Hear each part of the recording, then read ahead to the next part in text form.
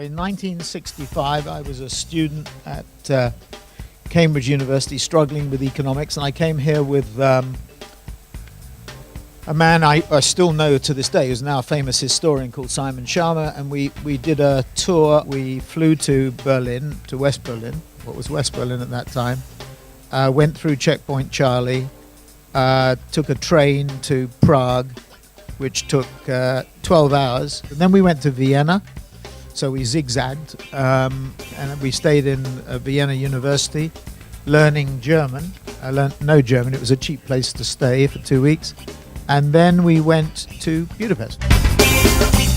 We stayed at the Hotel Duna, which was half a hotel because it still hadn't been rebuilt.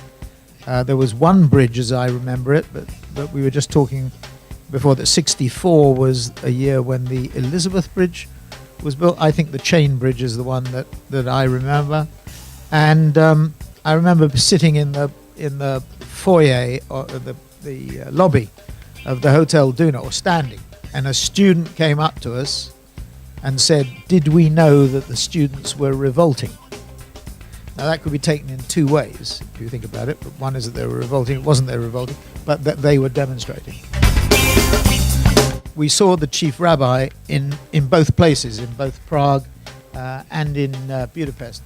In Prague, the chief rabbi had taken a very independent line and was not a sort of communist quisling.